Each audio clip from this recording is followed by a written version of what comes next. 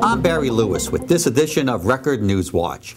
Officials at West Point are investigating the circumstances surrounding the death of an incoming cadet yesterday during summer basic training. 18-year-old cadet Jacob Bauer of Fairmont, West Virginia, a member of the class of 2015, was found unresponsive near Camp Buckner. Attempts to revive him at the scene were unsuccessful. The cause of death has yet to be determined. Academy officials have not said whether yesterday's intense heat and humidity were factors. A man wanted in the state of Georgia on a felony warrant is now in trouble with authorities in Orange County. Blooming Grove police say it started when 58-year-old Donald Sorginen crashed his vehicle into a parked car along Route 17M and then drove off. Police were able to pull him over a short time later. The Massachusetts resident is being held without bail in Orange County Jail on charges of DWI, leaving the scene, and for being a fugitive from justice. More troubles for the owner of the River Rose. That's the Newburgh-based Hudson River cruise boat that's been a frequent target of vandals. Now comes word from the city that an investigation has determined the existing lease agreement for the River Rose is illegal and that owner John Panzella will need a new license.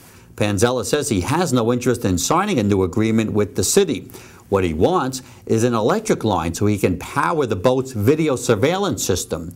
His boat has been broken into 3 times in the past 2 weeks. 2 weeks from today, it'll all come together. Friday, August 5th, is when patients will be moved into the new $350 million Orange Regional Medical Center in the town of Walk Hill.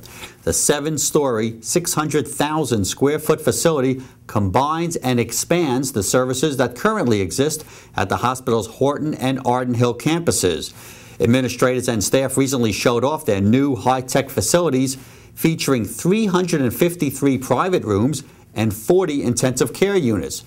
The officials say the new ORMC will allow more patients to get care closer to home. Not only do we have the infrastructure to support a higher level of care, we've expanded our medical staff and services and specialty services as well. We work very hard to create a healing environment. It's more like a hotel or more like your home than it is an institutional environment. And actually a healing environment with lots of light, the right colors promotes healing. Reduces length of stay. In the days to come, the Times-Herald Record will provide an up-close look at the facility, the new services that will be provided, the impact on the region and its residents, as well as detailed coverage of the opening day shift of patients coming up August 5th. Go to recordonline.com/ORMC on Sunday for more details. For 3 New York City teens, it was definitely a cool place to be in more ways than one. They were in the ice caves at Sam's Point Preserve in Cragsmore yesterday to do more than just cool off.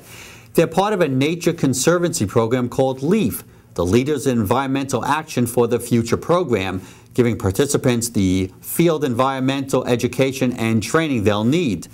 During their visit, these high school seniors made improvements to the ice caves walkway, built a fence, and picked up litter. They'll spend 2 weeks in the Neversink Preserve and take part in other conservation projects with scientists. For the second straight day, the National Weather Service issued severe heat warnings for the region. Temperatures nearing the noon hour were in the mid-90s, making for difficult working conditions for those who had to spend the day outside, like these construction workers on Dolson Avenue in the town of Walk Hill, as the thermometer went over 100 degrees.